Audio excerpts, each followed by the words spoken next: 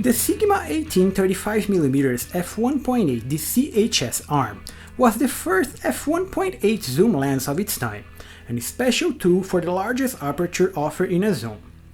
A member of the revamped Art series on its global vision lineup, it follows the path traced by the 35mm f1.4 DG from 2012 as the highest resolution, high-grade performance optics, now on a zoom lens made for APS-C cameras. So I purchased one to check what the fuzz was all about, and it didn't fail to impress me, nor did it find a place on my kit. At 78 by 121mm of 810 grams of mostly plastics and a rubberized finishing, the first and usual thing we notice on Sigma's art lenses is their finishing, greatly put together for a premium experience. Made with Sigma's advanced thermally stable composite, a special type of plastic resistant to temperature and with great affinity for metals, its all-internal operation feels durable, meant for years of operation. On the outside, both zoom and manual focusing ring feels premium, highly precise and well-damped, better than most first-party APS-C, great to be used while in hands.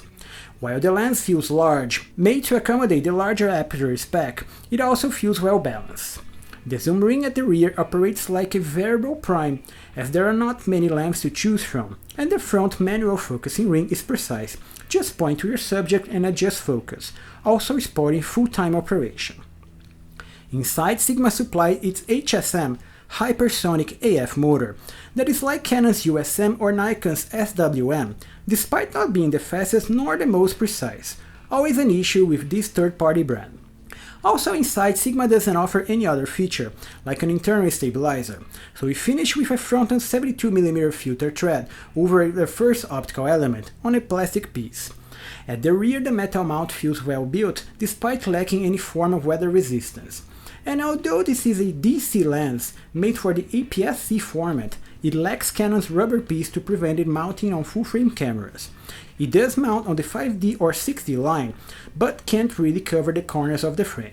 It must be added just to your APS-C kit as a fairly specialty tool to be used with specific subjects, mainly low light and honestly, video recordings. With a complex 17 elements in 12 groups optical formula, amazing 3 aspherical lens for resolution across the frame, and 4 super low dispersion glass to keep chromatic aberrations in control, what the Sigma 1835 f1.8 DC delivers optically is excellent, best in class for a zoom despite being a limited one. This is simply a super limited equipment, from 18 to 24 to 35mm, it will take the place of just 3 prime lenses, with somewhat the same large aperture and optical performance, and it must be treated as one, 3 prime lenses in one.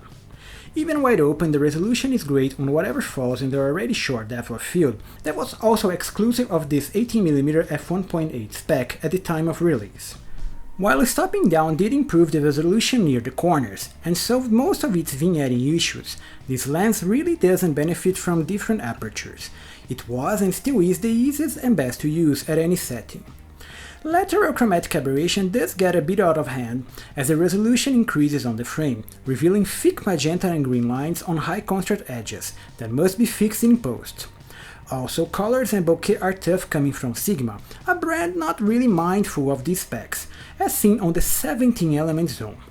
You see, both Canon and Nikon get their hands tied when designing prime lenses with fewer elements, meant to deliver great colors and out-of-focus qualities, letting aberrations pass in favor of bokeh, something Sigma just doesn't care. So the background can get fuzzy when wide open over longer focusing distance, not really isolating your subject for beautiful blurry shots, and the colors can also get really dull, sometimes even shifting to yellow tones, making for weird portraits that require extensive color correction in post. So this is a very interesting lens that Sigma calls Art series, that does deliver great resolution, unseen by any zoom of the time, paired to the extreme f1.8 aperture, good for low light. So these are the reasons to get it, resolution and low light, but not much else, so you carefully have to purchase it with its job already in mind. While this is a great lens, it's not a do-it-all wonder, and must be considered as such. If you have the need, just add it on your kit and nice shooting.